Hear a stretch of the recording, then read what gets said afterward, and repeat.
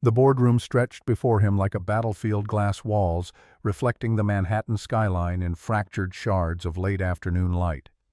Nathaniel Ashford stood at the head of the table, 48 years of hard-won authority carved into the set of his shoulders, watching FBI agents fan out behind Victoria Whitmore's chair. Her smile was ice and triumph, the kind that came from believing she'd already won. Through the glass, his daughter's face. Meredith, 30 years old and breaking apart, pressed against the barrier, her palm flat against the surface mouth forming words he couldn't hear but understood in his marrow. "How could you?" Dad inside Cassandra Monroe held a manila folder against her chest like armor, 29 years old, and carrying proof that could save him or condemn them both. Victoria's laugh cut through the tension sharp enough to draw blood. The lead agent reached for his cuffs. Everything froze. The image held for 3 seconds, suspended in amber before the frame shattered backward through time. 3 months earlier, Nathaniel Ashford had never heard Cassandra Monroe's name spoken aloud in his presence, though he'd seen her face exactly once, a blonde blur in a graduation crowd 7 years back, someone who'd roomed with Meredith during their college days. A footnote. A ghost of a memory that had no business haunting him. The Sterling Industries Tower rose 63 floors above Midtown steel and glass, and the kind of money that came from bleeding for every dollar.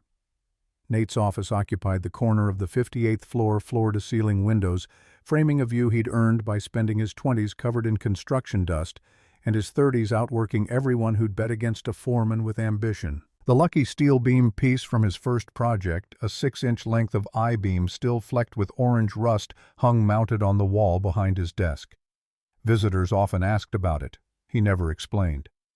The intercom crackled. His assistant's voice carried the particular tone reserved for calls from his daughter. Meredith's voice filled the speaker, warm and immediate.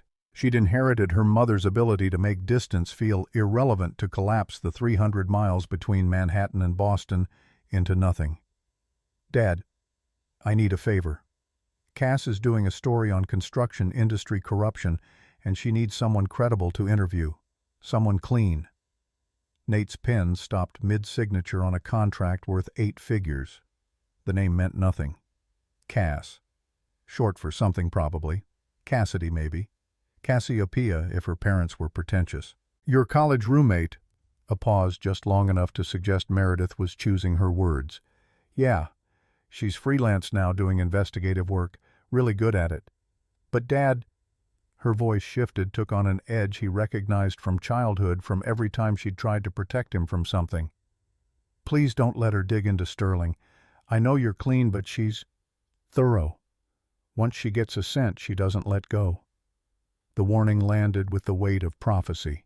Nate glanced at the steel beam on his wall, at the stack of contracts representing $4 billion of honest work, at the empty chair across from his desk, where his business partner used to sit before he'd fired her for crossing lines he'd drawn in permanent ink. "I'll talk to her. When?" "Tomorrow, 2 p.m. I already told her you'd make time." The call ended. Nate returned to his contract, but the signature came out jagged, the letters misshapen. A man's word defines him.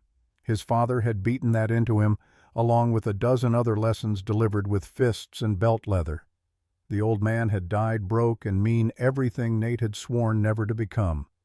Every contract he signed, every handshake deal, every promise made was a repudiation of the bastard who'd given him life and nothing else worth keeping. His phone buzzed. A text from Robert Brennan, his CFO board meeting moved to Thursday. Victoria's name came up. "Someone's buying our stock." Nate's jaw tightened. Victoria Whitmore. 15 years since he'd dissolved their partnership, 15 years since she'd walked out of this building promising to bury him someday. She'd been brilliant and ruthless and willing to cut corners he refused to approach. Firing her had cost him a year of sleepless nights and a hostile lawsuit that had nearly destroyed everything he'd built. But he'd won. Barely. The fact that her name was surfacing now attached to stock purchases meant she'd finally found her angle. He typed back, locked down the numbers. "I want to know who's moving our shares." The city sprawled below, indifferent to the small wars fought in its towers. Somewhere in that grid of steel and ambition, a journalist named Cass was preparing questions designed to expose weakness. Meredith trusted her. That should have been enough. It wasn't. Cassandra Monroe arrived at Sterling Industries at 1:57 p.m., 3 minutes early in a navy blazer and heels that added 2 inches to a frame that didn't need them. The receptionist directed her to the elevator bank, and she rode up in silence, watching the floor numbers climb while her reflection stared back from polished brass. 29 years old. Freelance for 6 months after the newspaper had gutted its investigative division. Student loans she'd be paying until she was 50. A red notebook in her bag that her father had carried on every job site before the pension fund he'd paid into for 30 years had vanished into corporate bankruptcy. The elevator opened onto glass and chrome and the kind of wealth that insulated itself from consequences. A assistant led her through the space past junior executives who didn't look up from their screens toward the corner office where windows replaced walls. Nathaniel Ashford stood when she entered, and the recognition hit like voltage. 7 years collapsed into nothing. Meredith's graduation, Columbia University, a humid June afternoon, thick with the smell of cut grass and sunscreen. She'd been 22, hungover from the previous night's party, squinting against the sun, while Meredith's father, this man though younger than 41 and already commanding space like he owned it, had shaken her hand and congratulated her with the kind of generic warmth adults dispense to their children's friends. She'd felt the heat of his palm, the brief pressure of fingers that had built things, and spent the rest of the ceremony trying not to stare. Now he was 48 silver, threading through dark hair at the temples lines around his eyes that suggested he smiled less than he used to. The blazer was custom. The watch understated the whole presentation, calculated to project competence without ostentation. He succeeded. His hand extended across the desk. "Ms. Monroe, Meredith speaks highly of you." The touch lasted 2 seconds. Cass pulled back first, gripping her notebook like a lifeline. "Mr. Ashford, thank you for making time." "Nate," he gestured to a chair. "Meredith mentioned you're investigating construction corruption. Broad topic." Cass settled into the leather spine-straight recorder visible on the desk between them. Professional. Distant. Ignore the way his attention felt like a physical weight.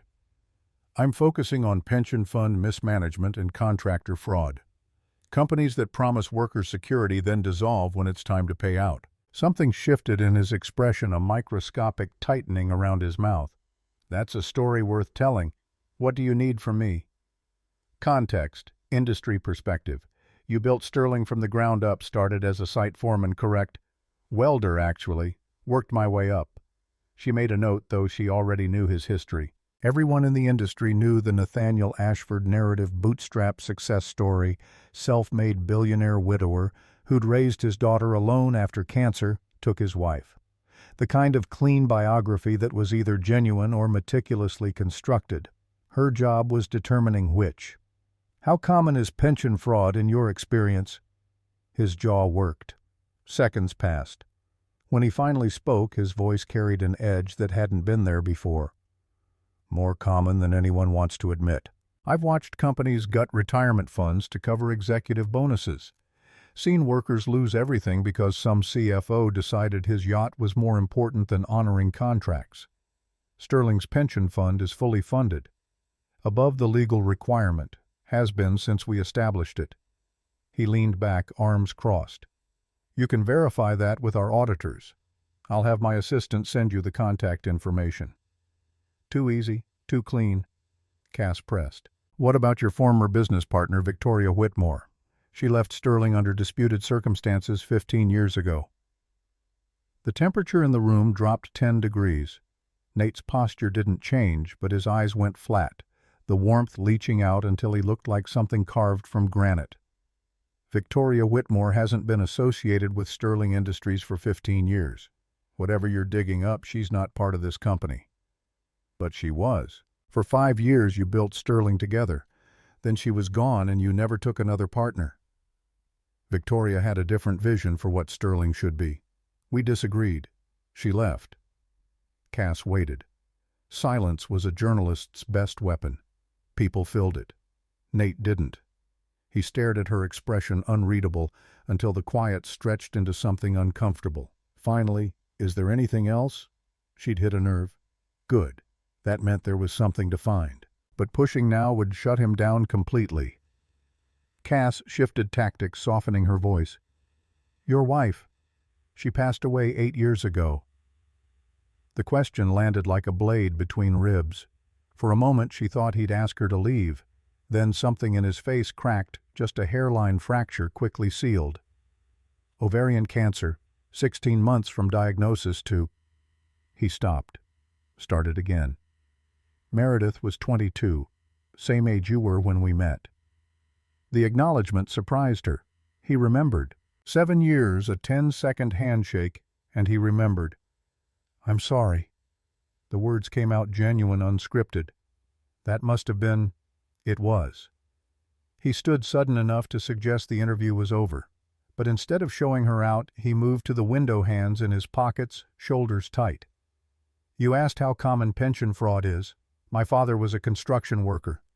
Died at 56 with nothing. The company he'd worked for his entire adult life declared bankruptcy 2 weeks before his pension vested. Legal loophole. He died broke and bitter, and I swore I'd never let that happen to anyone who worked for me. Cass's pen stilled. This wasn't interview patter. This was something real, something he'd given her without her having to excavate it. Is that why you started Sterling? Part of it.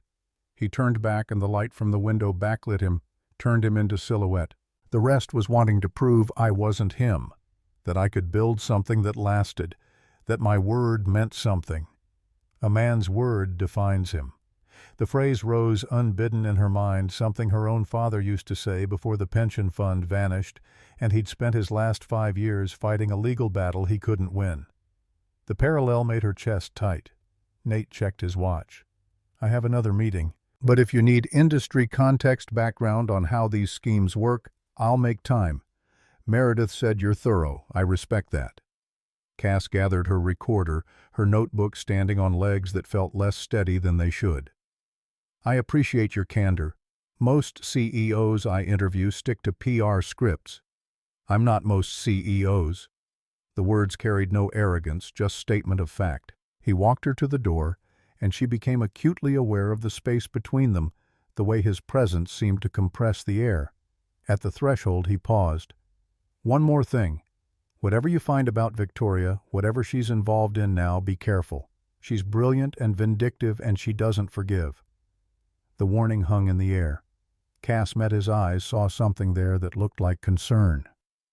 For her, for his company. Both. I'm always careful. His mouth quirked, not quite a smile. Meredith said the same thing before she chose journalism over law school. Clearly it runs in the friendship. The elevator ride down felt longer than the ascent. Cass stood alone in the brass-lined box, watching floor numbers decrease, trying to catalog the interview's contents. 40 minutes of conversation, 3 usable quotes. One warning about Victoria Whitmore that felt more personal than professional. And underneath it all, a current she hadn't expected, attraction immediate and unwelcome, the kind that made her skin feel too tight. She'd felt it at graduation, too. Standing in the sun, 22, and stupid, shaking hands with Meredith's father and thinking thoughts that had no business existing. She'd buried it. 7 years of distance, of career focus, of dating men her own age who didn't look at her like she was a puzzle they couldn't quite solve. Now it was back, amplified by proximity and the low rasp of his voice when he'd talked about his wife, about his father, about the weight of promises kept. Her phone buzzed. Meredith. How'd it go? Dad behave himself, Cass typed back. Professional. Helpful. Thanks for the connection. The response came immediately. Told you he's one of the good ones. Dinner Friday. I'm coming down from Boston. The idea of sitting across from Meredith, pretending she hadn't spent the last hour cataloging the way her father's hands looked when he gripped the window frame, felt impossible. But she typed, absolutely. Can't wait. Outside Sterling Tower, the afternoon traffic had thickened into gridlock. Cass walked north, letting the noise and motion scrub away the residue of the interview. She had work to do. Victoria Whitmore's name had appeared in 3 separate pension fraud cases, always tangentially, never quite actionable. If Nate had fired her for ethical violations, there might be documentation, a paper trail that could connect dots. Her phone rang. Unknown number. She answered. The voice on the other end was female, smooth professional. Ms. Monroe, this is Victoria Whitmore. I understand you're writing about construction industry practices. I'd very much like to speak with you. Cass stopped walking. Around her, pedestrians flowed past like water around a stone. How did you get this number? I make it my business to know who's asking questions about me. You interviewed Nathaniel Ashford this afternoon. I imagine he painted quite a picture. A pause, deliberate. I'd like to offer you the other side of the story. Tomorrow morning, 10 a.m., my office in Tribeca. I'll send the address. The line went dead. Cass stood on the corner of 5th and 43rd, holding her phone, feeling the shape of the trap closing around her. Victoria Whitmore didn't call journalists out of civic duty. She called them to control the narrative, to spin whatever story served her interests. But declining the meeting meant walking away from the biggest lead she'd had in months. The text arrived 30 seconds later. An address. A time. No pleasantries. She was still standing there debating when her phone rang again. Nate's number. Meredith must have given it to her years ago, stored under Mer's dad in her contacts. His voice came through rough, urgent. Don't meet with her. Whatever she offered, it's bait. How did you... Victoria's assistant is dating my head of security. Word travels. Cass, I'm serious. She's dangerous. The use of her first name sent heat through her sternum. Cass forced her voice level. I'm a journalist. I don't turn down interviews. Then let me come with you. That's... She stopped, took a breath. Why would you do that? Silence stretched. When he finally answered, his voice had dropped to something quieter, more raw. Because I've spent 15 years watching Victoria destroy people who got in her way. Because Meredith would never forgive me if something happened to you. Because... Another pause, longer this time. Because I gave you my word I'd help and I don't break promises. Something in her chest cracked open. Stupid. Dangerous. Exactly the kind of complication she couldn't afford. But she heard herself saying, 10 a.m. Tribeca, I'll text you the address. I'll be there. The call ended. Cass resumed walking, legs moving on autopilot while her brain tried to process the geometry of what she'd just agreed to. Nathaniel Ashford, billionaire CEO, her best friend's father, inserting himself into her investigation, offering protection she hadn't asked for against a threat she didn't fully understand. The red notebook in her bag seemed to pulse with weight. Her father's handwriting filled the pages, job sites, dates, the name of the company that had stolen his future. She'd been chasing that story for 6 months, following threads that always led nowhere. Now she had Victoria Whitmore offering an interview, and Nathaniel Ashford offering backup, and the whole thing felt like standing on ice that was already cracking under her feet. That night in her studio apartment in Brooklyn, Cass spread her notes across the kitchen table. Victoria Whitmore's name appeared in documents connected to 3 collapsed pension funds. Always peripheral, always just outside the blast radius when companies imploded. The pattern was too clean to be coincidence, too careful to be accidental. Her laptop chimed. Email from Nate's assistant, per Mr. Ashford's request attached are Sterling Industries pension fund audit reports for the past 15 years, as well as contact information for our independent auditors. Please let me know if you need anything else. Cass opened the attachments. Page after page of numbers, all showing a fund that was overfunded, carefully managed, exactly what Nate had claimed. She cross-referenced against industry standards.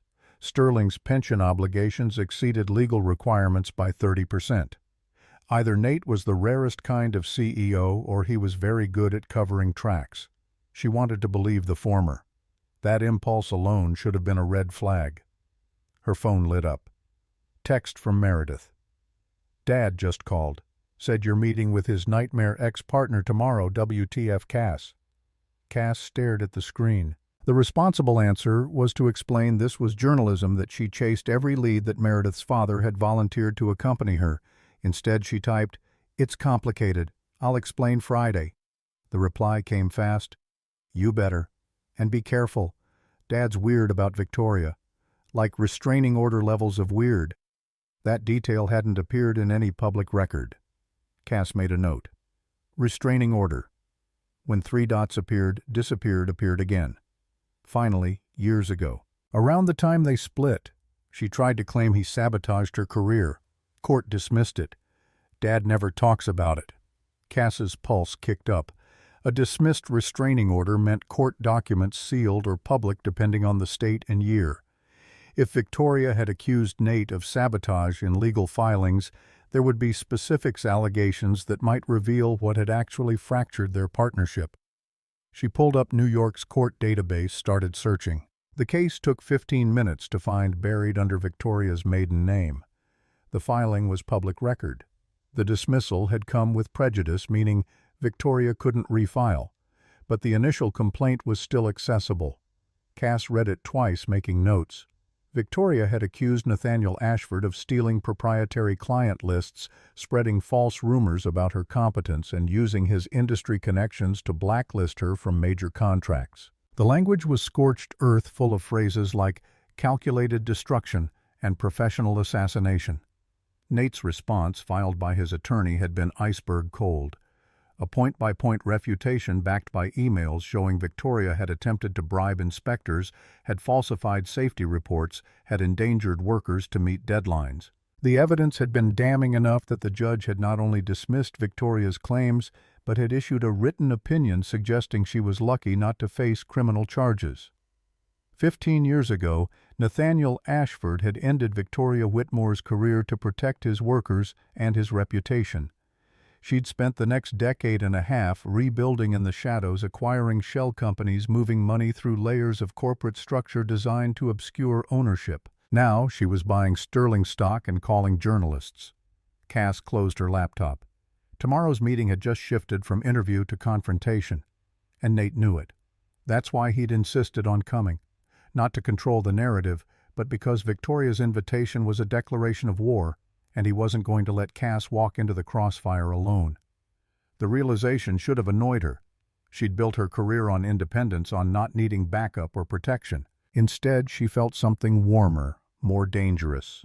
Gratitude. Trust. The beginning of something that had no business beginning.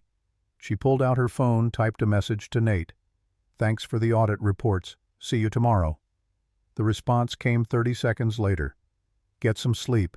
Tomorrow's going to be ugly." Then after a pause, another message. "And Cass, I meant what I said. I don't break promises." She stared at those words until her screen went dark. Sleep came late, and restless, full of dreams about glass towers and falling numbers, about her father's handwriting in a red notebook, and a man with silver at his temples who looked at her like she was something worth protecting.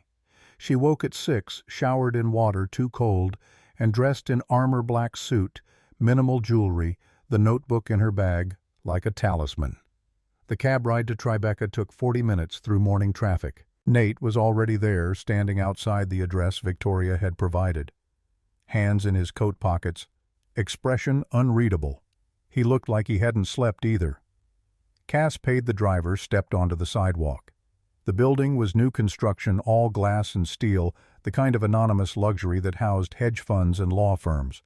Victoria's office was on the 20th floor. Nate's eyes tracked over her quick assessment. "You ready for this? Are you?" His mouth twitched, not quite a smile, but close. Not even a little. They rode the elevator in silence. Cass watched the numbers climb, acutely aware of the man beside her, of the tension radiating off him in waves. At the 19th floor he spoke. "Whatever she says in there, whatever she offers or threatens or implies, don't react. She's playing a game and she's very good at it." Cass turned to face him. 6 inches separated them in the small space. She could see the silver in his stubble, the faint scar above his left eyebrow, the way his jaw worked like he was chewing words he wouldn't release. "Why does she hate you so much?" The elevator chimed. 20th floor, doors sliding open. Nate stepped out first, turned back. His voice dropped to something barely above a whisper. "Because I wouldn't let her win." Victoria Whitmore's receptionist was young and efficient, directing them to a conference room with a view of the Hudson. The woman herself entered 3 minutes later, 52 years old, and dressed in a way that suggested she'd aged into her power rather than fought against it. Her handshake was firm, her smile cold.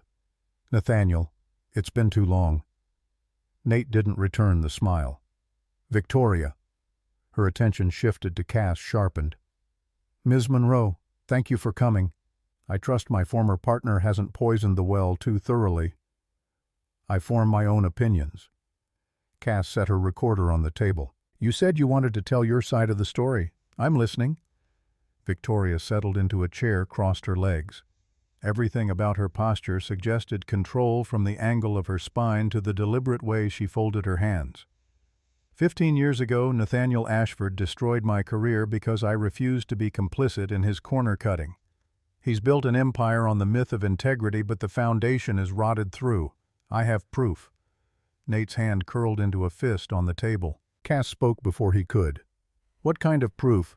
"Financial records showing Sterling Industries has been systematically underfunding its pension obligations for the past decade.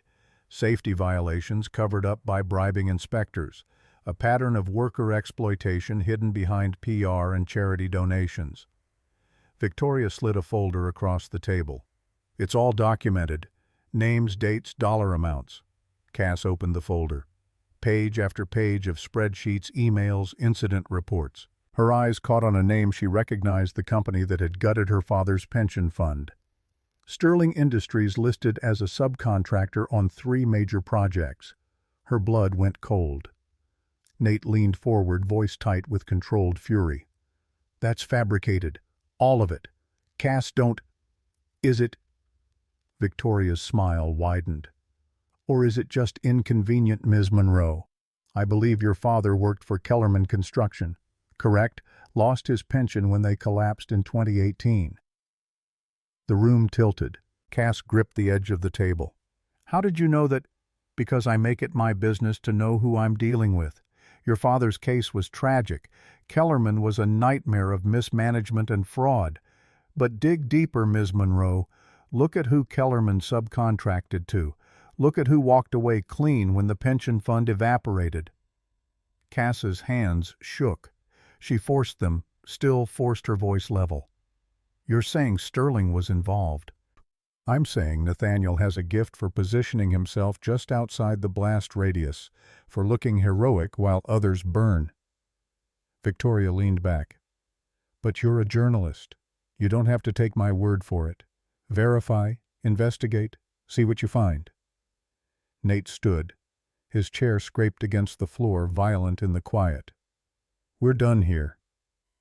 "Nathaniel, sit down. We're just getting started." "No, we're not." He looked at Cass, and something in his expression made her chest ache. Not anger, hurt. The kind that came from being falsely accused by someone who mattered. "Cass, that folder is poison. She's counting on you being too emotionally compromised to fact-check. Don't give her that." Cass stared at the documents spread before her. Her father's company name in black and white connected to Sterling Industries through a web of subcontracts. It could be real. It could be manufactured. She had no way to know without hours of verification, and Victoria knew it. She closed the folder, met Victoria's eyes. "I'll look into this. But if you've lied to me, if you've fabricated evidence, I'll bury you in print." Victoria's smile didn't waver. "I look forward to reading your work, Ms. Monroe. Nathaniel, always a pleasure." They left.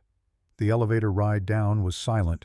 Nate's jaw locked, Cass clutching the folder like it might explode. On the street he finally spoke. "She's lying. About Kellerman, about Sterling, about all of it. But she's good. She'll have just enough truth mixed in to make you doubt." Cass turned to face him. Morning light cut harsh angles across his face, made him look older, wearier. "My father's name is in those documents." "I know. And I'm sorry. But Cass..." He stepped closer, close enough that she had to tilt her head back to hold his gaze. "I swear on everything I am..." "Sterling had nothing to do with Kellerman's collapse. We subcontracted 2 projects, both completed years before they went under. I can prove it. Let me prove it." She wanted to believe him. That impulse was a warning bell she couldn't ignore. Why would she target me specifically? Why use my father? Because she knows Meredith sent you to me, because using you hurts me and discredits anything you write defending Sterling. It's elegant, It's vicious. It's exactly her style. Cass's phone buzzed. Text from Meredith. Dad said you met with Victoria. Call me now. The geometry of betrayal was closing in. Cass looked at Nate, at the man who'd opened his books and his history, who'd warned her about Victoria and shown up to protect her anyway. Then she looked at the folder in her hands, at her father's legacy reduced to a line item in someone else's war. I need to verify everything, all of it. Sterling's records, Victoria's claims, the Kellerman connection, and I need to do it alone. Something flickered across Nate's face. Disappointment. Resignation. He nodded slowly. Understood. But Cass, when you find out she's lying, and you will come to me. Let me help you expose her. Why? The question came out sharper than intended. Why do you care what I think? I'm just Meredith's friend, just some journalist you met yesterday. The words hung between them. Nate was quiet for a long moment, and when he finally spoke, his voice carried a weight that made her ribs feel too small. Because when you walked into my office yesterday, you looked at me like I was someone worth trusting. Not because of what I'd built or how much I was worth, but because you saw something real. And He stopped, started again. I haven't felt seen like that in 8 years. So yes, I care what you think, more than I should. More than makes sense after one interview and one ambush meeting, but I do. The confession landed like a physical blow. Cass felt her breath catch, felt the street tilt under her feet. Around them the city moved taxis, honking pedestrians flowing past delivery trucks double-parked and hazarding traffic. None of it mattered. She should walk away, should take the folder, do her job, maintain professional distance. Instead, she heard herself say, Meredith's coming to town Friday. She wants to have dinner, all three of us. Nate's expression shifted, surprise bleeding into something warmer. All three of us. If you're free, I'll make myself free. They stood there, two people who'd known each other for less than 24 hours, on a Tribeca sidewalk with a folder full of potential evidence between them and a woman in a tower above plotting their destruction. And despite every rational objection Cass could muster, despite the professional ethics screaming warnings in her skull, she felt the first real spark of something that would either save them both or burn everything to ash. The folder sat on Cass's kitchen table through Thursday night and all of Friday. 36 hours of cross-referencing financial records, pulling permits, tracking payment schedules through the labyrinth of construction accounting. Her eyes burned from screen glare. Her coffee had gone cold 3 times. The sun was setting over Brooklyn, painting her studio apartment in shades of copper that would have been beautiful if she'd had the capacity to notice. By Friday at 6 p.m., she'd verified 12 of Victoria's claims. 8 were demonstrably false emails, doctored dates, manipulated signatures forged with enough skill that a casual observer would miss the inconsistencies. But 4 checked out. Sterling Industries had subcontracted work for Kellerman Construction on 2 projects in 2016 and 2017, exactly as Victoria's documents claimed. The money trail existed. The connection was real. What remained unclear was whether that connection meant complicity or coincidence. Her phone rang. Unknown number, 917 area code. She answered warily. Ms. Monroe, this is Robert Brennan, CFO at Sterling Industries. Nate Ashford gave me your number. His voice carried the tight control of someone choosing words with surgical precision. I understand you're investigating Victoria Whitmore's allegations. Cass's pulse kicked up. Mr. Ashford shouldn't have involved you without my consent. He didn't. I called him after reading Victoria's documents. She CC'd me on the email she sent you. Wanted to make sure I couldn't corroborate her story. A pause waited. Ms. Monroe, I was there 15 years ago. I saw everything, and what Victoria's claiming, it's fiction wrapped around just enough truth to be dangerous. Then let me interview you, on record. Not yet. Victoria has people watching. If she knows I'm talking to you before your article drops, she'll move to silence me. But after you've verified the timeline, after you've realized her documents don't hold up under scrutiny, call me. I'll tell you everything. The line went dead. Cass stared at her phone, recalculating. Robert Brennan wasn't just Nate's CFO, he was a witness. The witness. And he'd just confirmed Victoria's story had cracks wide enough to drive a truck through. She returned to the documents with renewed focus. If Rob was willing to testify, if Nate's timeline held, then the Kellerman connection needed deeper investigation. She pulled up the subcontracting dates again. Sterling's work had ended 16 months before Kellerman's bankruptcy filing. Long enough that any causal connection would require proof Sterling had known about the pension fund's vulnerability and deliberately structured contracts to avoid liability. Proving that would need internal communications, whistleblower's evidence Victoria hadn't provided. Her phone buzzed. Text from Nate. Still on for dinner tonight. Meredith lands at 4. Cass felt her stomach drop. She'd forgotten. Tonight. Friday. The dinner she'd agreed to before Victoria had weaponized her father's memory, before the investigation had consumed every waking hour, before the geometry of what existed between her and Nate had become impossible to ignore. She typed back, "Yes." "What time?" His response came immediately, 7 p.m. And Cass, "Whatever you found in those documents, we'll deal with it together." The presumption should have annoyed her. Instead, it felt like oxygen. She gathered her notes, showered in water too cold to be comfortable, dressed in the jeans and sweater Meredith had given her. The red notebook went into her bag out of habit, a talisman against uncertainty. The subway ride to Manhattan took 40 minutes. She spent it staring at her reflection in the dark window, trying to reconcile the woman looking back, exhausted, conflicted, attracted to a man whose innocence she couldn't yet prove, with the journalist she'd trained herself to be. Objectivity was supposed to be a shield. Right now, it felt like a prison. Nate's building occupied prime Upper West Side real estate, pre-war elegance, housing new money. The doorman recognized her name, directed her to the penthouse elevator. Private access. Of course. As the elevator climbed, Cass checked her phone one last time. Email from her source at the city permits office. Attached are the Kellerman construction files you requested. Note the inspection dates all clean until 3 months before bankruptcy. Then suddenly, everything fails. Someone was looking the other way, then stopped. Cass opened the attachment, scanned the inspection records.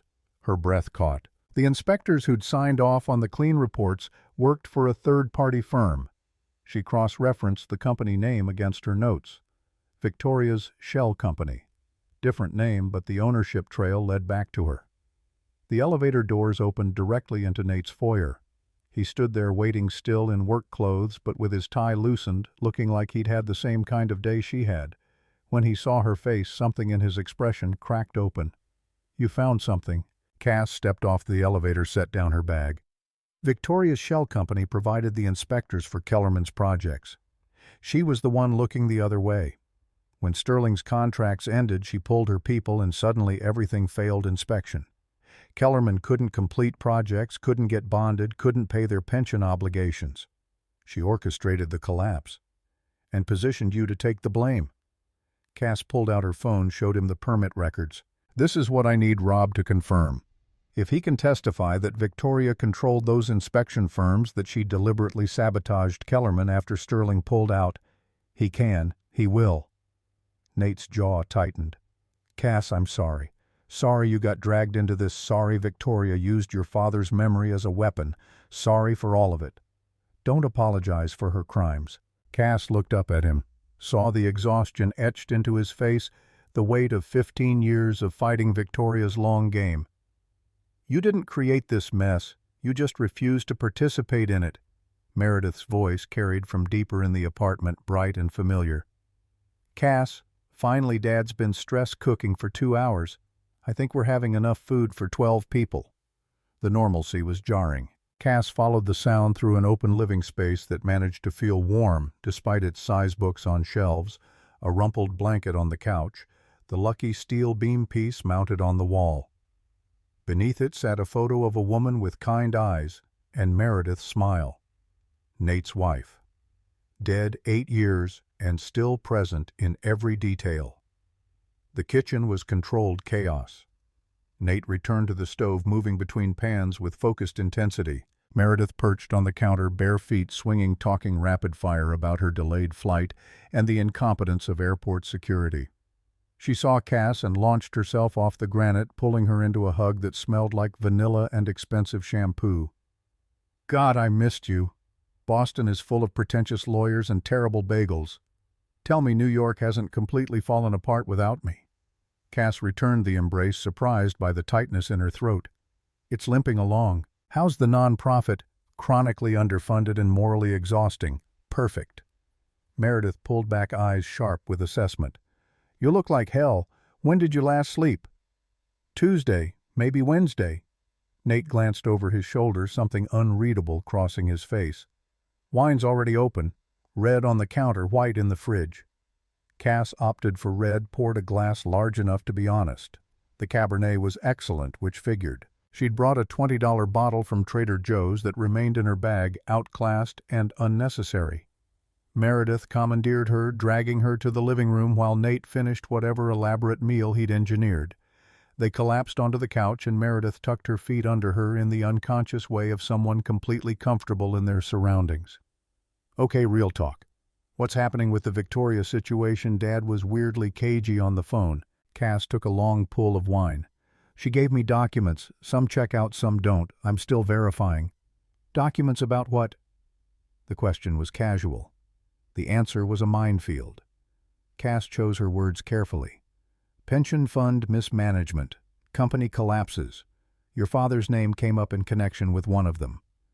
Meredith's expression shifted, lightness draining away. "Came up how?" "Subcontracting work for a company that later went bankrupt and gutted its pension fund." "Let me guess. Victoria implied Dad was somehow responsible." "The contracts exist. The timeline is real.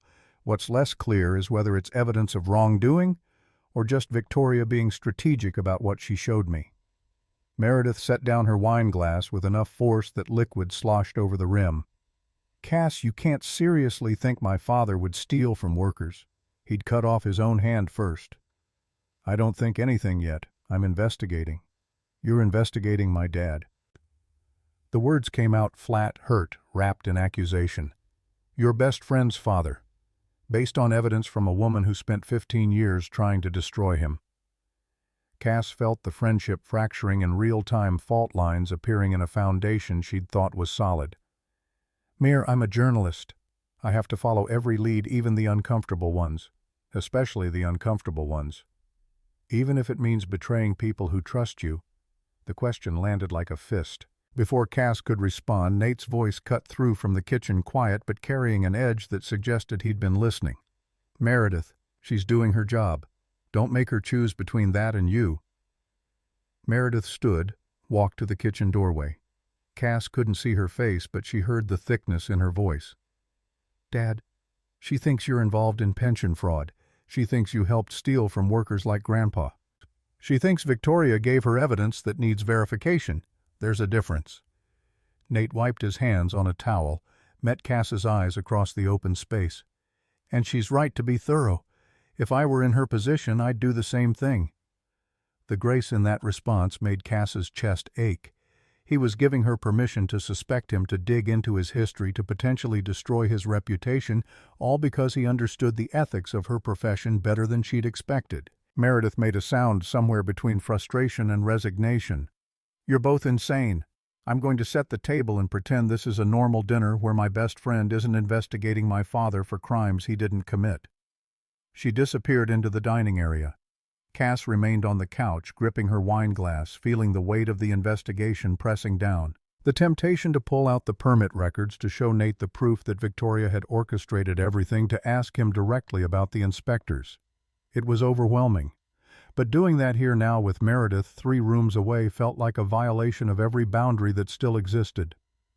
Nate approached, carrying a second glass of wine. He sat on the opposite end of the couch, careful to maintain distance. "She'll forgive you. She's angry because she's protective, but she'll come around." "Will she forgive me if I find out you're guilty?" The bluntness surprised them both. Nate's jaw tightened, but he didn't look away. "If I'm guilty, I'd deserve whatever you published. But I'm not. And when you finish your investigation, when you've verified every document and chased every thread, you'll know that too." "How can you be so certain I'll clear you?" "Because I'm innocent, and because you're good at what you do." He paused, took a drink. "Also because Victoria makes mistakes when she's angry. She overplays her hand.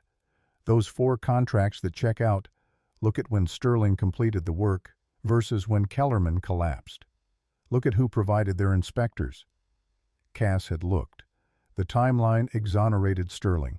The inspectors condemned Victoria. But hearing Nate articulate it confirmed he'd been thinking through her investigation as carefully as she had. You already knew I'd find the inspection records.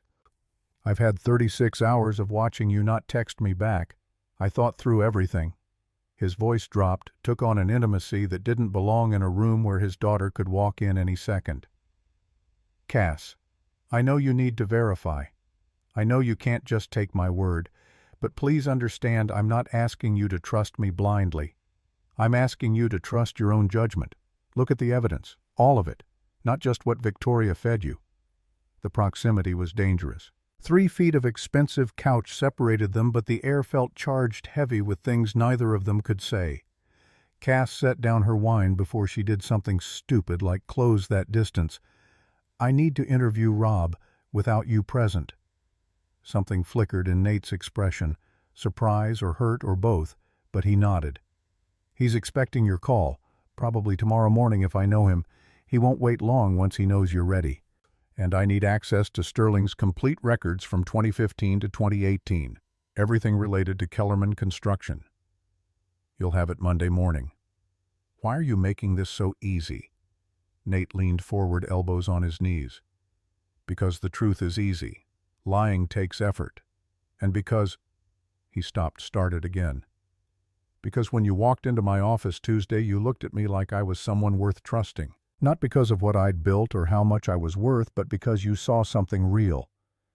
And I haven't felt seen like that in 8 years. The confession landed like a physical blow. Cass felt her breath catch, felt the room tilt. Around them, the apartment held its breath.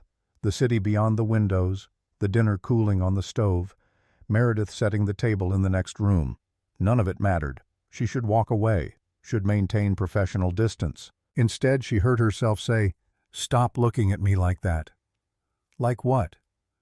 Like I'm something you want, but can't have. The silence that followed was atomic. Nate stared at her, and the naked honesty in his eyes made her forget how to breathe. You're Meredith's best friend. You're 29. I'm 48. You're investigating my company. There are approximately 900 reasons I shouldn't want you. He met her gaze, held it. Doesn't change the fact that I do. Meredith's voice carried from the dining room. Dinner's getting cold. Are you two having a therapy session, or are we eating? Cass stood too fast, nearly knocked over her wine. Nate rose more slowly, his expression shuddering back into something neutral. They navigated to the dining room in careful silence. The meal should have been awkward. Instead, it settled into something almost comfortable. Meredith dominated conversation, filling gaps with stories about her nonprofit's latest disaster and complaints about Boston's dating scene. Nate interjected occasionally dry observations that made his daughter laugh. Watching them together hurt in unexpected ways. The ease of their rapport, the obvious love, the way Meredith could make her father smile with a badly timed joke, it was everything Cass had lost when her own father died. And she was sitting here eating their food, accepting their hospitality, while carrying evidence that could vindicate them or destroy them. Halfway through the meal, Meredith's phone buzzed. She glanced at the screen, swore softly. Work emergency. I have to take this. Do not finish the tiramisu without me. She disappeared onto the balcony. Through the glass, Cass could see her pacing, gesturing with her free hand in the animated way that meant someone was getting lectured. Alone with Nate, the air pressure changed. He set down his fork, voice quiet. What Victoria told you about me sabotaging her career, did you look up the court case? Cass nodded. Read the whole file, her accusations, your evidence, the judge's opinion. Then you know she tried to destroy me first, that I only fought back because she'd endangered people's lives. I know what the court record says, but you don't know why. Nate pushed his plate aside, leaned back. Victoria and I started Sterling together, equal partners. She had the business connections, I had the construction expertise. For 5 years it worked. Then we bid on a project that would have doubled our revenue overnight.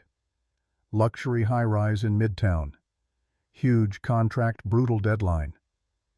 He paused, jaw working like the words physically hurt. Victoria wanted to cut corners on safety inspections, hire cheaper labor, skip certain code requirements, bribe the right people to look the other way. She had it all mapped out. Said it was standard practice, that everyone did it, that we'd be fools to pass up the opportunity. You refused. I told her if she moved forward with that plan, I'd report her to every regulatory agency in New York. We had a screaming fight in this apartment. Meredith was 14, home from school, heard the whole thing. Victoria walked out, told me I'd regret choosing morality over money. His hands curled into fists. 3 days later, she filed the restraining order. Cass absorbed this, slotting pieces into place. You countered with evidence of her bribery scheme. I had emails, recorded conversations, enough to bury her in criminal court. My lawyer convinced me to use it defensively to get the restraining order dismissed with prejudice rather than go on the offensive. Pain threaded through his voice. My wife had been dead 2 years.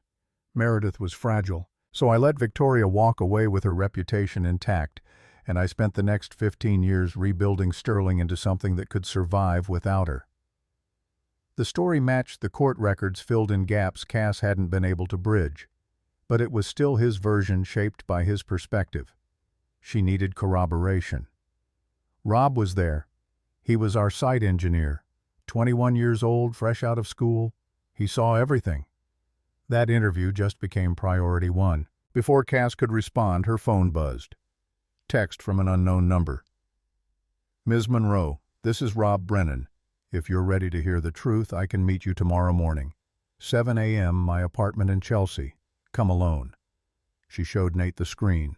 He read it, expression unreadable. He's risking a lot by talking to you. Victoria has eyes everywhere. Then why do it? Because some things matter more than safety, and because I've been good to him. Gave him a shot when he was nobody, trusted him when I could have hired someone with decades more experience. Nate's voice went rough. He's loyal, maybe too loyal, but that's who he is. Cass typed back to Rob. I'll be there. Meredith returned from the balcony, face flushed with annoyance. Crisis averted, but I need to catch an early train back tomorrow. Sorry to cut the visit short. The news landed with unexpected weight. Cass had been counting on Meredith's presence as a buffer, a reason to maintain boundaries. Without her, the geometry of what existed between Cass and Nate became harder to navigate. They finished dinner. Meredith insisted on cleaning up, banishing both adults to the living room.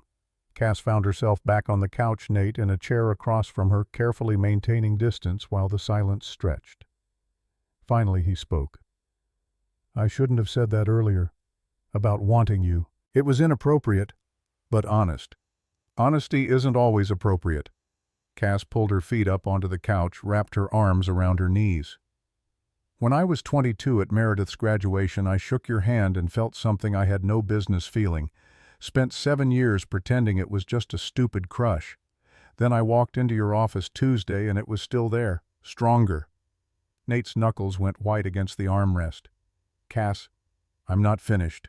She met his gaze, held it. You're right. There are 900 reasons this can't happen. But I need you to know, when this investigation is over, when I've cleared your name or destroyed it, when everything professional is resolved, I'm still going to feel this, and I don't know what to do with that. The confession hung between them, too honest, too raw. Nate stood crossed to the window, stared out at the city like it held answers. His reflection in the glass showed a man at war with himself. My wife died in this apartment, in the bedroom down that hall. 16 months of watching cancer consume her, of holding her hand through every treatment, every failed attempt to give us more time.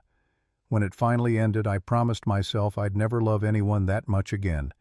Couldn't survive losing it twice. Cass felt tears prick her eyes. Not for herself, but for the rawness in his voice, for the grief that clearly hadn't finished with him. Meredith's the only person I've let all the way in since. And now you're here, 29 and brilliant, and looking at me like I'm someone worth seeing, and I don't know how to do this.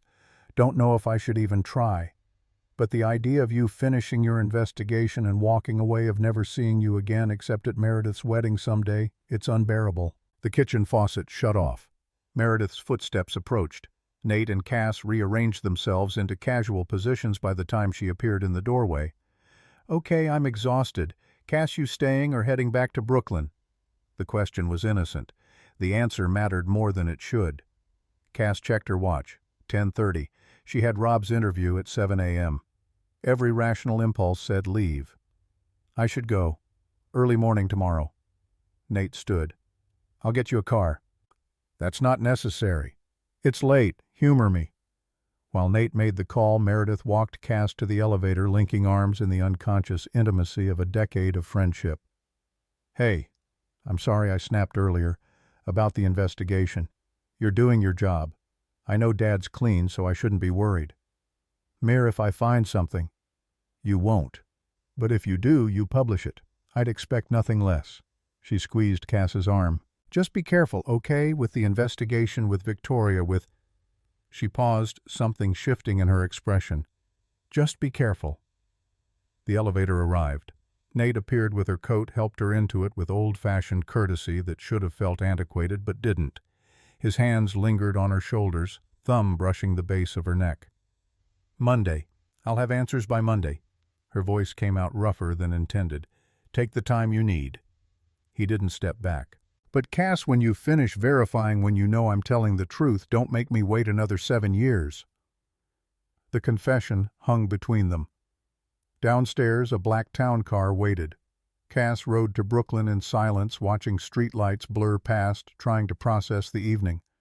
Professional boundaries had dissolved somewhere between dinner and confession. She was writing an article that would vindicate him, but she was also crossing lines that couldn't be uncrossed. Her phone buzzed. Text from Nate. "Thank you for coming tonight, for giving me a chance to explain, for being honest even when it complicated everything." She typed back, "Thank you for the dinner, and for not making me choose between friendship and truth." His response came as the car pulled up to her building. "You shouldn't have to choose. Anyone who asks you to isn't worth your time." Rob Brennan's apartment was a fourth-floor walk-up in Chelsea, a building that had seen better decades. Cass arrived at 6:55 a.m., climbed stairs that smelled like old cooking oil and broken dreams. He answered before she could knock eyes bloodshot, still wearing yesterday's clothes. "Get inside." The apartment was small, cluttered with technical manuals and empty coffee cups. Rob locked the door behind her, checked the window blinds. "Victoria called me at midnight, offered me $2 million to corroborate her story about Nate. When I refused, she threatened to destroy my career, my family, everything." Cass pulled out her recorder. "I need you to tell me everything, from the beginning." For the next 90 minutes, Robert Brennan laid out the truth. The bribery scheme Victoria had orchestrated, the safety violations she'd approved, the moment Nate had discovered it and confronted her. Rob had been there for all of it, fresh out of school and terrified of losing his job, watching his bosses destroy a partnership over questions of ethics versus profit. Nate could have buried her, had enough evidence to put her in prison for a decade. Instead, he let her walk because Meredith begged him to end it. That's the kind of man he is. Rob's hands shook as he produced a thumb drive. "This is 12 years of financial records. Victoria's shell companies, the real money trails, proof she's been sabotaging pension funds and positioning Nate to take the blame. Everything you need to expose her." Cass took the drive like it might burn her. "Why are you giving this to me?" "Because Victoria owns people in the FBI, but she doesn't own the press. You publish this, make it public, she can't make it disappear." Rob met her eyes. "And because Nate's been good to me. Gave me a shot when I was nobody. I owe him everything." And Cass left with the thumb drive and enough material to write the most explosive story of her career. She also left with certainty that exposing Victoria would make her a target that journalism sometimes required standing in the blast radius. Her phone buzzed as she hit the street. Text from Nate. "Rob just called. Said you have what you need. Are you okay?" She typed, "I'm okay. And I believe you. I believe all of it." The response came immediately. "Thank God." "When can I see you?" Professional boundaries screamed warnings. But Cass had spent 36 hours verifying innocence and 7 years denying attraction. She was done being careful. She typed, "Your place, tonight. We need to talk." His reply was instant, "Yes." The article took 8 hours to write. Cass poured everything into it. Victoria's shell companies, the pension fund schemes, the manufactured evidence against Sterling Robb's testimony, the court records from 15 years ago. She documented the pattern, connected dots spanning more than a decade, built a case that was airtight and devastating. By 6 p.m. she had 5,000 words of journalism that would end Victoria Whitmore's career and clear Nathaniel Ashford's name. She also had a decision to make about what came next. Cass sent the article to her editor with a note: embargo until Monday 6 a.m. "This one's going to explode." Her editor's response came in minutes. "Holy shit. This is incredible. Also potentially career-ending if you're wrong. You're sure about the sources?" Cass typed. "Verified everything 3 times. Run it." Then she grabbed the red notebook, the thumb drive, and headed uptown. The elevator ride to Nate's penthouse felt like ascending toward judgment. The doors opened. He stood there still in work clothes, looking like he hadn't slept. When he saw her face, something in his expression cracked open. "You found the truth." Cass stepped off the elevator, set down her bag. "Victoria's going down. The article publishes Monday. Everything she built, all the shell companies, the fraud, the sabotage, it's over." Nate closed the distance in 3 strides, pulled her into an embrace that felt like absolution and ignition simultaneously. She fit against him in ways that defied geometry, her face pressed to his chest, his arms around her like he could shield her from what came next. "Thank you," his voice rumbled through his ribs, "for believing me, for finding the truth." Cass pulled back enough to see his face. "I didn't do it for you. I did it because people deserve to know when they're being stolen from." Liar. No heat in the word, just weary affection. "You did it for both reasons, and that's okay." The honesty gutted her. Cass felt the last of her professional detachment shatter. "Nate, when this publishes Monday, when Victoria retaliates, it's going to get ugly. The media will dissect every interaction we've had. If they find out about," she gestured between them, "about this, then let them find out." He cupped her face, tilted her head back. "I'm tired of hiding, tired of pretending I don't feel what I feel. You cleared my name. The rest is just noise." "It's not just noise. Your board, your reputation, Meredith. We'll deal with it, or won't. But I'm not giving you up because some gossip columnist wants to make our age gap into a scandal." Cass rose on her toes and kissed him.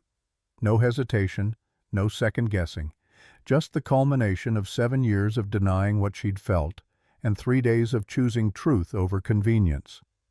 Nate froze for half a heartbeat, then kissed her back with the intensity of someone who'd been holding back too long. His hands tangled in her hair, angled her head to deepen the kiss. She tasted coffee and desperation, and the particular flavor of someone choosing to leap despite knowing the fall might destroy them both. When they finally broke apart, breathing hard, Nate's forehead rested against hers. "This is a terrible idea. I know. Meredith will hate us. The media will have a field day. Your career might not survive the backlash." Cass gripped his collar, held him close. I know all of it. But I've spent 7 years being careful, being professional, doing the right thing. And I'm tired. I'm tired of pretending I don't feel this." Nate's thumb traced her jawline. "What are you saying?" "I'm saying when this article drops Monday, Victoria's going to come after both of us anyway. Might as well give her a real reason." The smile that broke across his face was sunlight through storm clouds. He kissed her again, slower this time, deliberate. A promise and a goodbye to the safety of pretending. "You're sure?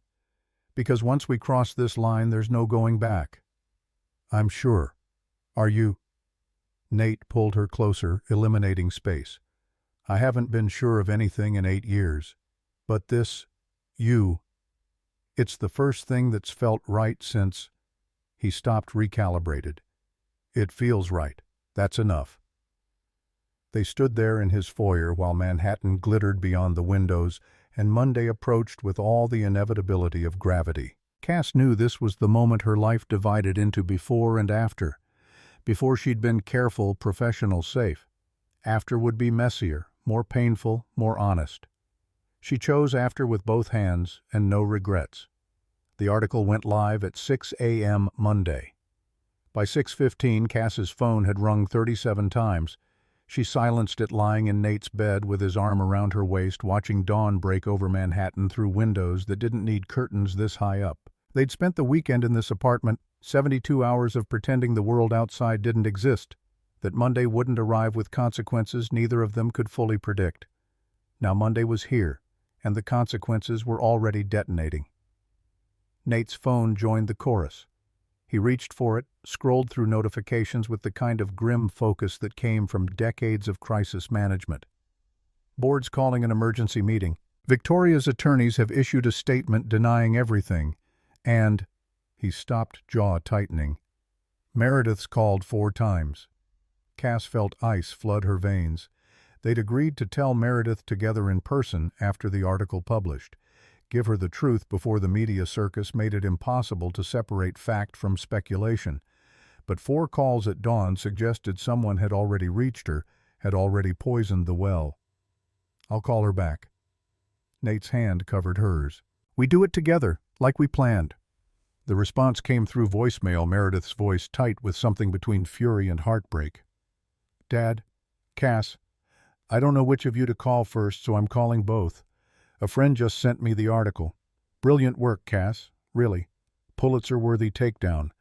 But then I scrolled to the comments, saw the photos someone leaked from Dad's building security footage, and now I need one of you to tell me those aren't what they look like.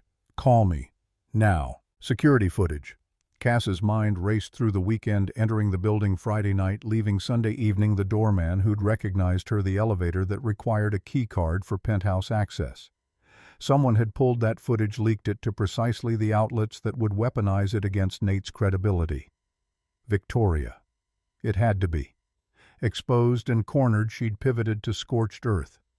Nate was already dialing. The call connected on the second ring. Meredith's voice came through the speaker, sharp enough to draw blood. Tell me it's not true. Tell me you didn't sleep with my best friend while she was investigating you. Silence stretched. Cass watched Nate's face, saw him calculating angles, weighing truths against damage control. Finally, he settled on honesty. I didn't sleep with her while she was investigating. The article was filed before we crossed that line.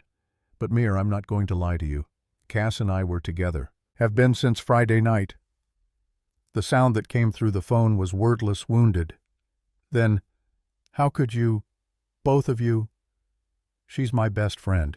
You're my father. There are lines I crossed. I know. But Meredith, listen to me. This isn't some midlife crisis.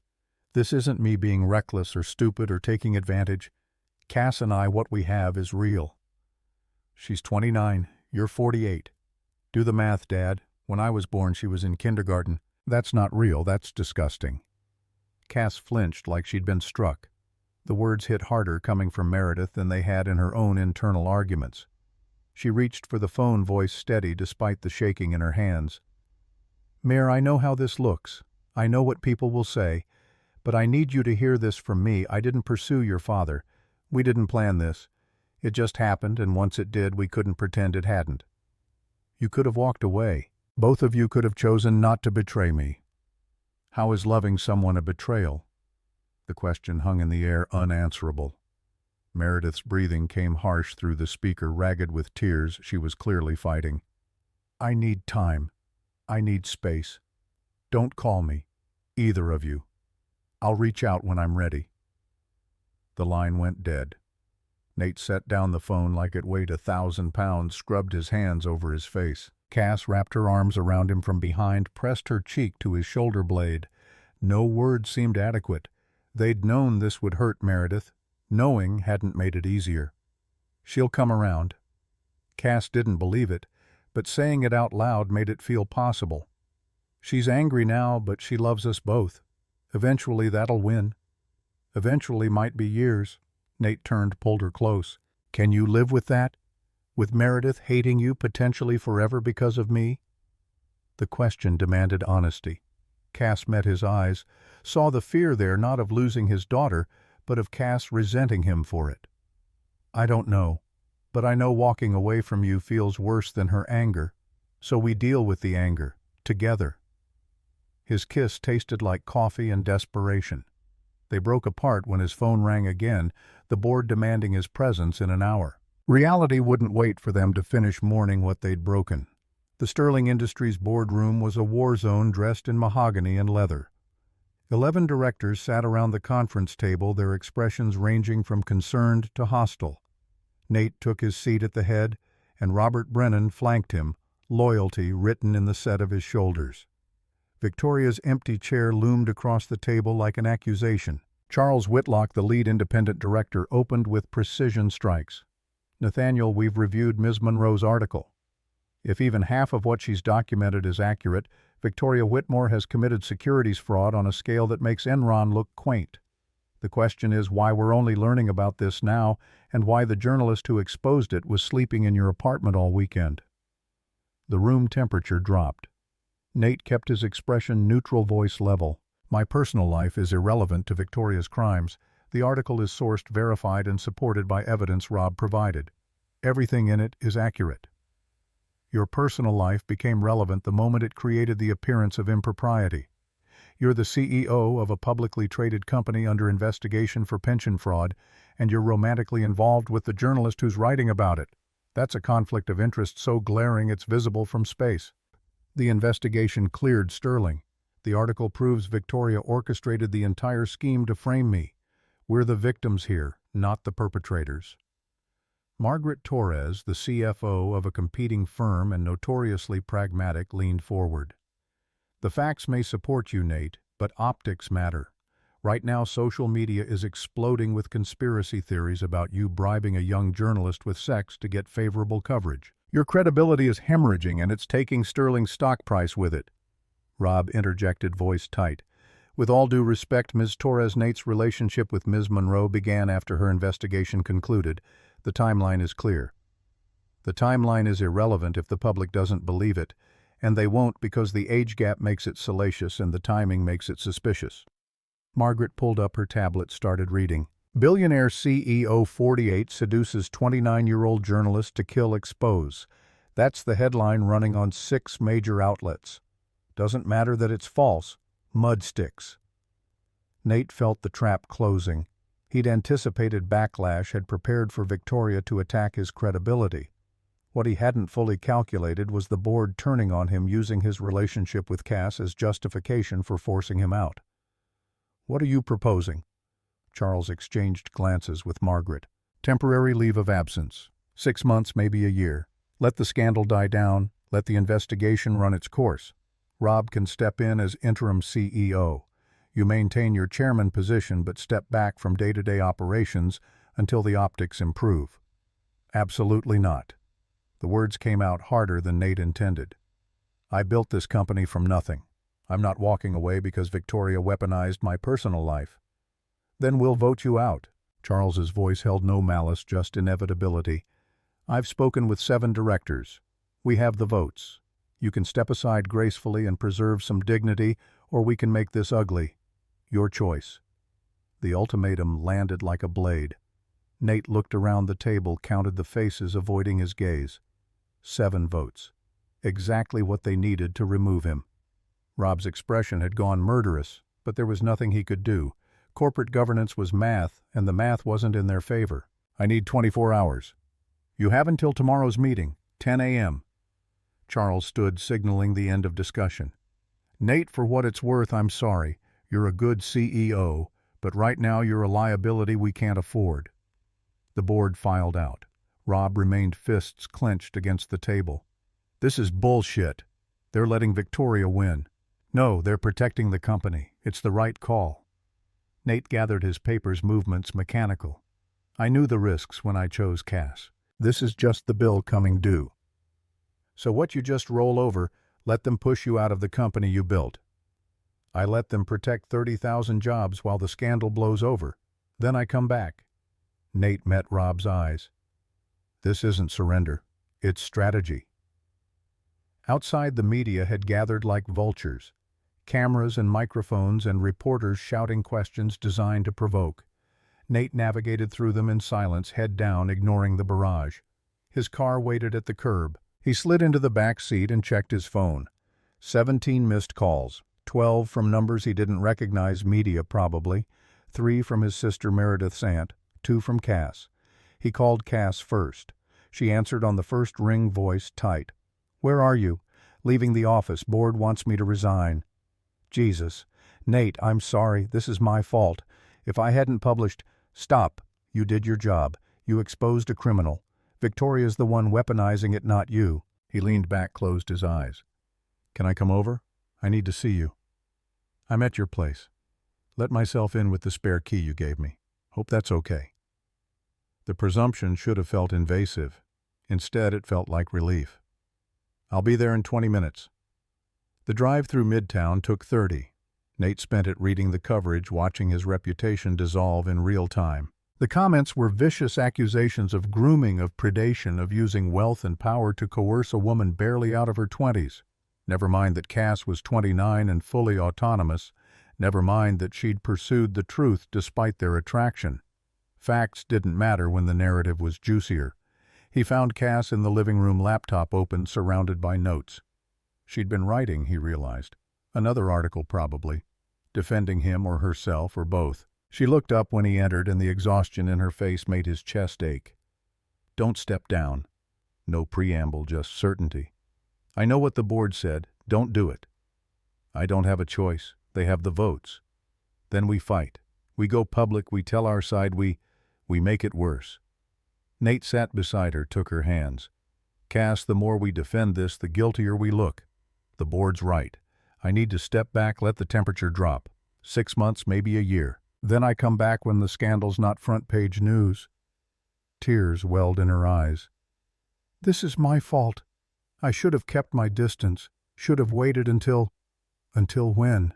Until Meredith gave her blessing, until the age difference didn't exist. There was never going to be a good time." He cupped her face, thumbs brushing away tears. "I regret nothing. Not pursuing you, not this weekend, not any of it. If the price of having you is stepping away from Sterling for a while, I'll pay it." "That's not a small price, Nate. That company is your legacy. You're my present. The company can wait." The words settled between them, too large and true to take back. Cass kissed him, salt and desperation, and the particular intimacy of people choosing each other despite consequences. When they broke apart, she pulled her laptop onto her knees. "I've been tracking Victoria's response. She's hired a crisis management firm, top tier. They're pushing the narrative that you orchestrated this entire thing, seduced me, fed me a story, manipulated the evidence to destroy her out of revenge. People believe that. Enough people that it's trending on 3 platforms. But Nate, I have proof it's false. Time-stamped emails showing when I received Victoria's documents, when I started my investigation, when Rob contacted me. I can publish a timeline that proves we didn't get involved until after the article was filed, which makes us look defensive, like we're scrambling to justify something we're ashamed of." Nate closed the laptop gently. "Let it go. The people who matter know the truth. Everyone else, they're going to believe what they want, regardless of evidence. I'm a journalist. Evidence is supposed to matter. It does. In courtrooms and congressional hearings. In the court of public opinion, it's just noise." He pulled her close, felt her resistance melt. "We can't win this fight, Cass. Not right now. So we wait. We let Victoria exhaust herself, let the media find a new scandal to feed on, and we focus on what actually matters us, and convincing Meredith we're not monsters." The fight drained out of her. Cass leaned into him, exhausted and defeated, and still trying to fix what might be irreparable. "Meredith won't talk to me. I've called 6 times. She's blocked my number. She blocked mine too. But I talked to my sister. Catherine's with her in Boston, keeping her from doing anything rash. She says Meredith's not ready yet, but she's listening. That's something." "Is it enough?" "It has to be." They sat there as afternoon faded to evening, the city lights beginning their nightly emergence. Nate's phone rang once more, Charles Whitlock, confirming tomorrow's vote, offering condolences that rang hollow. Nate accepted it with grace he didn't feel and began mentally preparing for the walk away from everything he'd built. The board meeting at 10 a.m. was mercifully brief. Nate submitted his resignation as CEO, effective immediately, retaining his chairman position and board seat. The vote to accept was unanimous, a small mercy that suggested they hadn't completely turned on him. Robert Brennan was confirmed as interim CEO, with a narrower margin 8-3, the dissent coming from Victoria's old allies. Nate cleaned out his office in silence. 30 years of work reduced to boxes. The lucky steel beam piece came down last, wrapped in newspaper like a relic from an excavation. He carried it himself, refusing help, needing to feel the weight of what he was leaving behind. Outside, the media scrum had only intensified. Nate made a brief statement, resigned to protect the company, full confidence in Rob's leadership. No regrets about his personal choices. The reporters shouted follow-ups about Cass, about the age difference, about whether he'd bribed her for favorable coverage. He ignored them all, climbed into his car, and drove to Brooklyn. Cass's apartment was a fifth-floor walk-up in a building that had character the way abandoned warehouses had character. Nate climbed the stairs, knocked on the door marked 5C. She answered in sweatpants and one of his shirts, eyes red from crying or lack of sleep or both. "You shouldn't be here. The media will find you." "Let them." He stepped inside, took in the studio that was roughly the size of his bedroom closet. Books everywhere, a Murphy bed half folded, the red notebook open on a desk barely large enough to hold her laptop.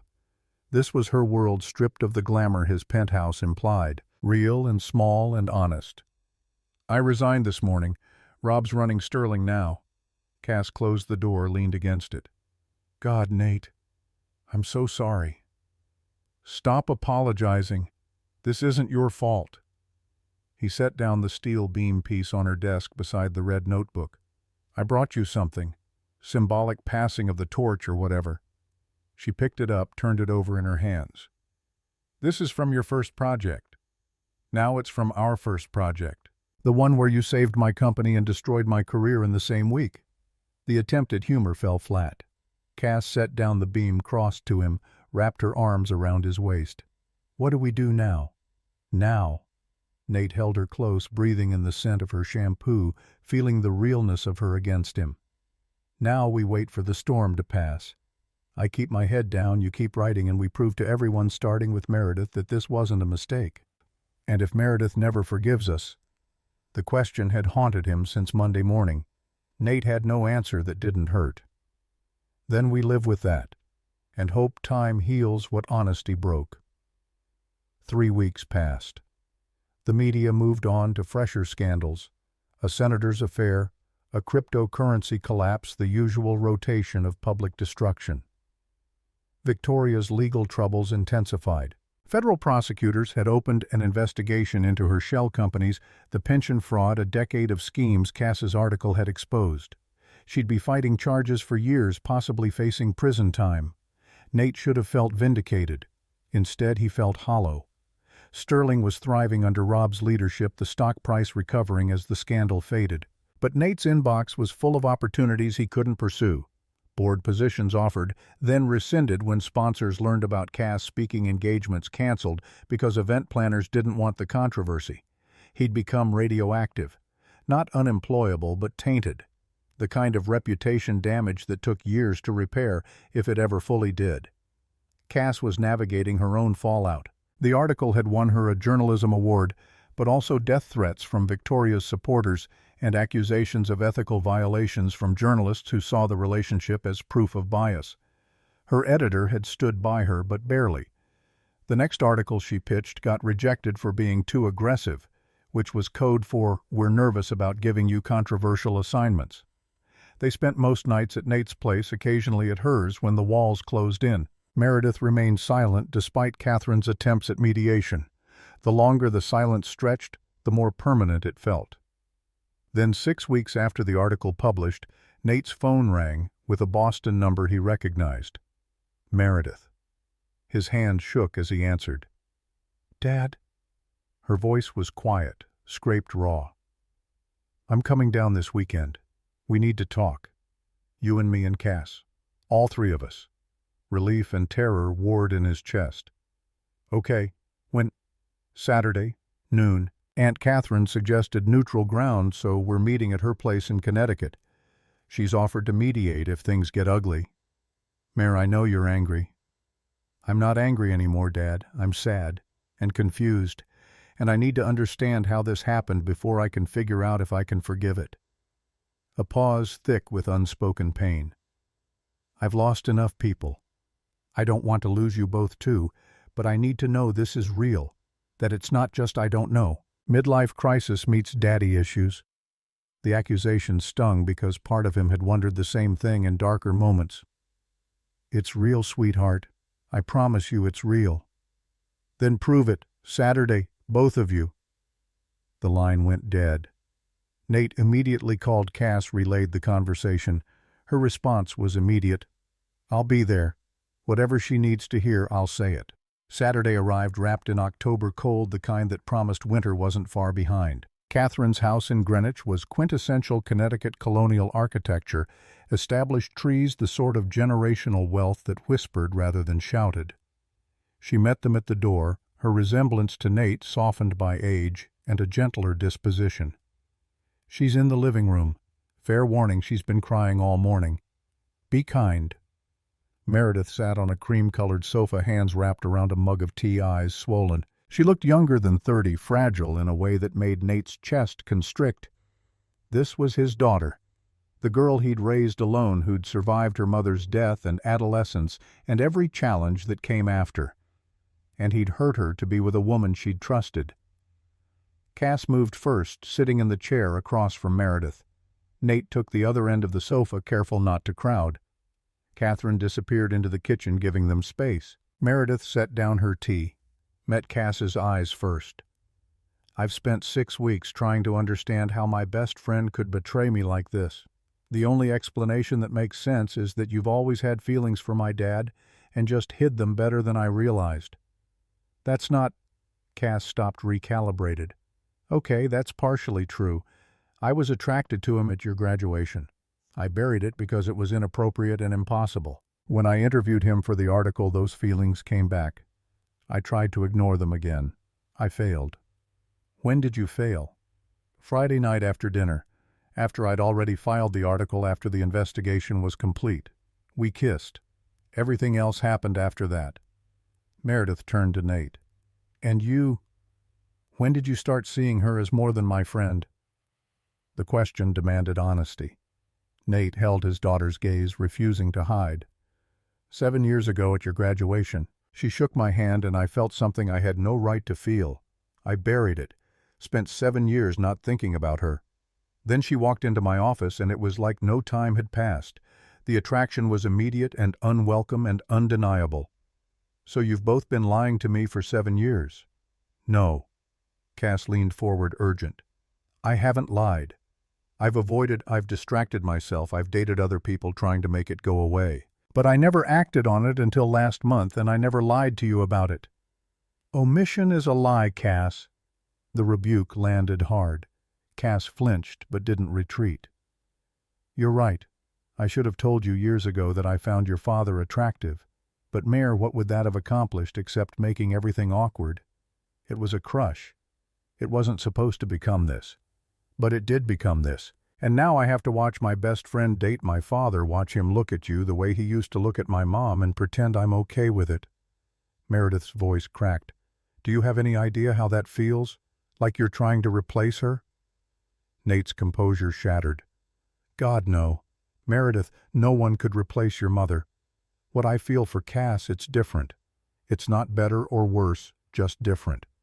Your mom and I built a life together, had you grew up together in a lot of ways. Cass and I were meeting as adults with fully formed lives. It's not a replacement. It's a second chance. A second chance with someone barely older than me. She's 29. You're 30. That's not barely older. It's close enough that people assume we're the same generation. That when you're 70, she'll be 51 and I'll be 52 and we'll all be dealing with your aging together like some weird sister-wife situation. Meredith stood paced to the window. I know you're adults. I know you can make your own choices. But Dad, she was my roommate. We shared secrets and inside jokes and a bathroom the size of a closet. And now she's sharing your bed. How am I supposed to process that? Cass stood too cross to Meredith. "I don't know. I wish I had an answer that made this easier. But Mir, I love him. Not because he's wealthy or powerful or your father. I love him because he's kind and brilliant, and he sees me as an equal even when the world doesn't. And I know that complicates our friendship, maybe destroys it, but I can't unlove him to make things simpler." The declaration hung in the air. Meredith turned, tears streaming. "Do you love her, Dad? Really love her? Or is this just loneliness and attraction and good timing?" Nate stood, moved to his daughter, took her hands. "I love her. More than I thought I'd ever love anyone again. And sweetheart, I know that's hard to hear. I know it feels like I'm choosing her over you. But love isn't finite. Loving Cass doesn't diminish what I feel for you. Then why does it feel like I'm losing you both? Because change is terrifying even when it's good." Nate pulled her into an embrace, felt her resistance dissolve into sobs. "But you're not losing me. You'll never lose me. I'm still your father. That doesn't change."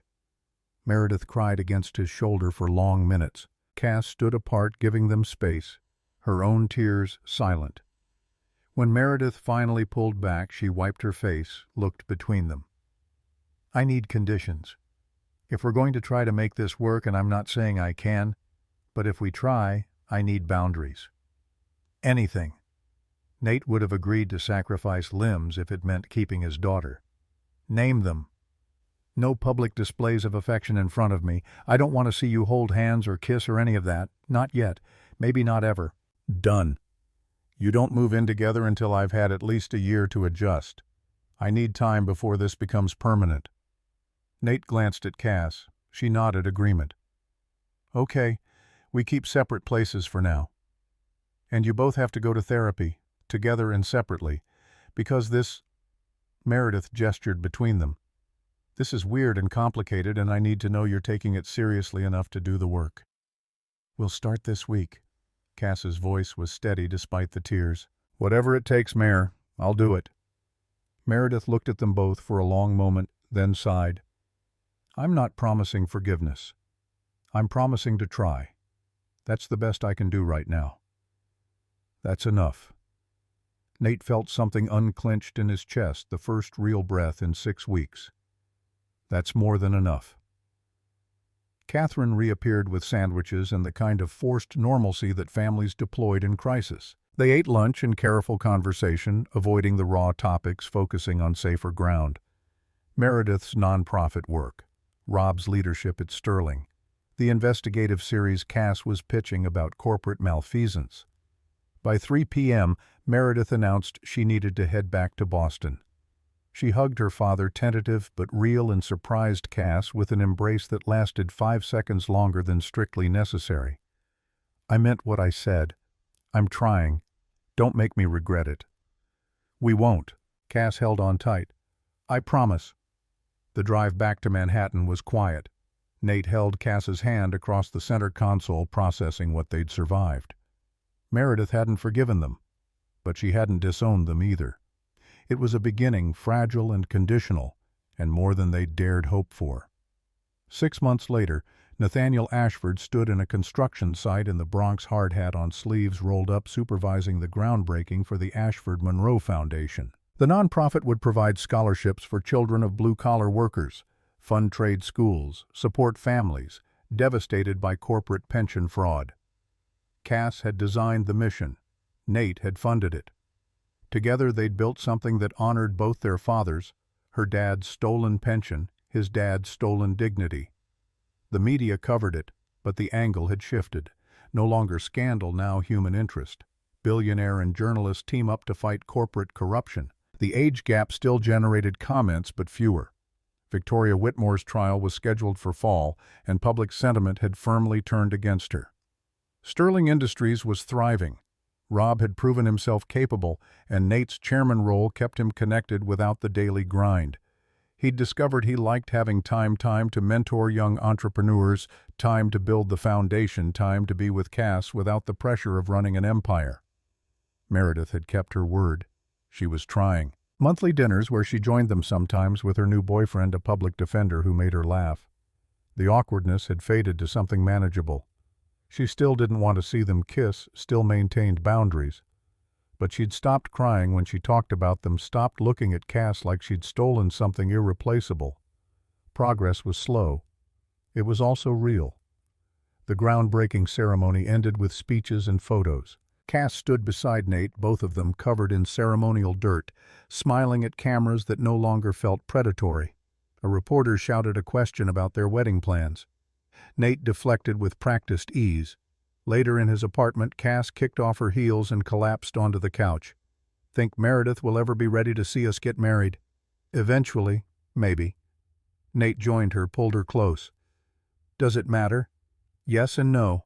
I want her blessing, but I also want you more than I want her approval."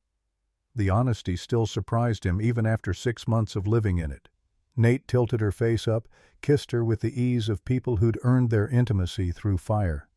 "For what it's worth, I bought a ring 3 weeks ago. It's in my sock drawer waiting for the right moment." Cass pulled back, eyes wide. "You what?" "Bought a ring. I'm 49 years old. I've done this before. I know what I want. And I want to marry you, but only when Meredith's ready to watch it happen without feeling like she's losing her family." Tears welled in Cass's eyes. "That might take years." "Then we'll wait years. I'm not going anywhere." He wiped away the tears with his thumb. "We've already survived the worst. Everything else is just details." She kissed him, then fierce and grateful and full of the particular certainty that came from choosing someone despite knowing exactly what it cost. Outside, Manhattan glittered in the growing dark. Inside, two people who'd found each other across age and scandal and impossible circumstances held on tight and refused to let go. 1 year later, Meredith stood in a garden in Connecticut watching her father marry her best friend. She wore navy blue and a smile that was almost natural. Aunt Catherine officiated. Robert Brennan served as best man. Cass's editor stood as maid of honor, a compromise when Meredith had gently declined the position. The ceremony was small, intimate, focused on vows that acknowledged the journey. Nate promised to honor the trust Cass had placed in him, to never make her choose between love and integrity. Cass promised to see him fully, to challenge him when he needed it, to build a partnership that respected both their strengths. When they kissed, Meredith didn't look away. Small victory. Significant progress. At the reception, she pulled Cass aside, champagne in hand. "I'm still processing this. Probably will be for years. But I want you to know I see how happy he is, how happy you both are. And that matters more than my discomfort." Cass felt her throat tighten. "Thank you. For trying. For being here. For not giving up on us. I didn't do it for you. I did it for me. Because losing both of you would have broken me, and I've been broken enough." Meredith clinked her glass against Cass's. "But for what it's worth, I'm glad you make each other happy, even if the math still makes me want to vomit." They laughed then, real and unforced, and Cass felt the last piece of ice around her heart melt. This wasn't perfect. Probably never would be.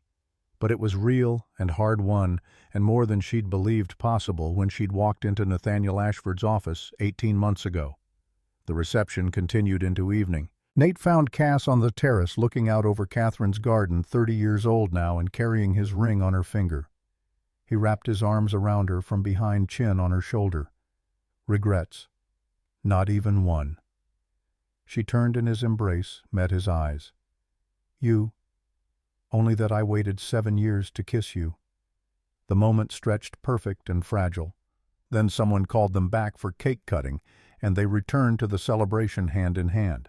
The road ahead would have challenges, always did, but they'd faced worse and survived. Together they could handle whatever came next. In the end, love wasn't about age or appropriateness or following rules. It was about finding someone who saw you fully and chose you anyway. About building something real in the wreckage of scandal. About refusing to apologize for wanting what you wanted when it hurt no one but the gossipers. Nathaniel and Cassandra Ashford had paid the price for their choices. And standing together in the aftermath, they'd discovered that some things, some people were worth every consequence.